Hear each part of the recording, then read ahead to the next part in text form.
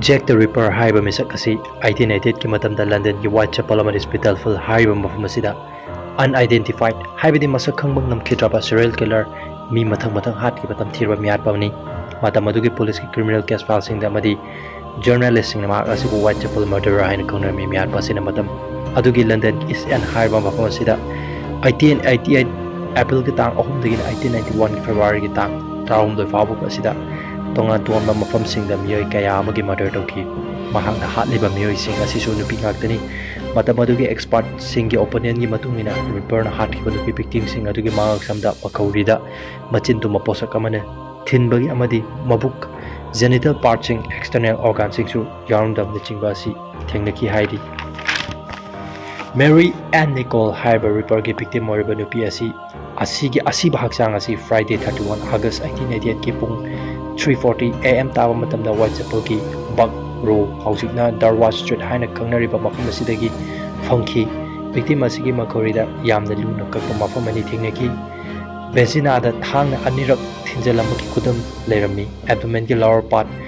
hogairambadagi thibong thirin kharasu haidoktuna thoktuna leiba thengnaki puki atai jaga singda su thangna hanjin thinbagi mami ke amsu taramki hafta ama lerga 8 September 1888 ke Saturday hariba numit asida any Chapman hariba nupi asiga asiba hakchang asi chawakna ayuki pung 6 AM taruk taba matamda 29 Hanbury Street Spitalfield hariba mafam asida thingnaki mamangna thokiba Mary and Nicole gi MIHATPA manana any Chapman gi throat makhanau makhorida thangna yamna luna deep oina kakpa mafam ani thingnaki mahaki mabuk asi pulap hogai jona lemki amadi mabuk tiawa organ sing aduna oi thangba lengjumda thamlamki adudagi thibong thirin aduna pulap loktoktuna asiba adugi yet thangba lengjumda yanduna thamlamki masida natana asiba asigi uterus anga khaksu yaramkide amadi bladder amasung vagina soloktolamki Elizabeth Street amadi Catherine Nidos hariba nupi ani asi Sunday 30 September 1888 ki ayuk nongmata da pulap halamki Elizabeth Street ki asiba hakchang asi ahing pung ama taba matamda Whitechapel ki Street yard of Bernard Street housing a Henry Street haiba mafam asidagi fangki mangsamda inches taruk muksangna lelambagi mami thilaki Street ki asiba hakchangdadi mamangda mabuki pat thokpa thongjerin lautok lambagun mahaki asiba hakchangdadi tarongkide thong singdu tawge khalingaida kanagumani yelakpadigi tawdaba oigani haina thajanai Catherine Nidos ki asiba hakchang asi London City ki Mitre Square haiba mafam asidagi fangki makhori adu mana amadigi mana fawang na segaramki mabuk athuju segaramki amadi thibong thiring aduna yet thangba lengjumda khara oi thangba lengjumda khara yanara thalonki oi thangba kidney amadi uterus su yarongki de mamai manaton makhazai mamit ta athauba machin tuma posakna lenthatpa thilambagi asokpa mami mayama mataramki yet thangba manasu konamagi fit roldagi fangki idoski asiba hakchang postmortem tawriba police surgeon aduna hairpagi matungina mathakta palliba thawong sing asi tawba matamda yamdrabada minute 5 muk chalomgani hairi Mary Jane Kelly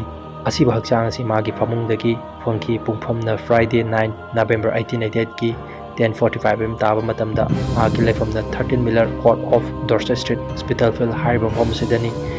Mary Jane gi mamai adu masak khangba ngamkhidre habidi aduki mati fibam sokle habeni makhawri segairi mabuk ki organ amata yaramje uterus kidney amadi breast na madu makko mathakta yangduna thambiramle magi thibong thirindu makhong gi nakanda thambiramle mabuk mafaigan gi saruk khara phamung gi nakanda leiba table da thamlamki amadi Kelly gi heart su yarum khidre asumna Mary and Nicole Annie Chapman Elizabeth Street Catherine Nidos amadi Mary Jane Kelly haiba prostitute nupi manga asibu Ripper haiba Tamthiraba serial killer asina mathang MIHATPA hatki haiba murder case asibu matamududa conical 5 haina khanaki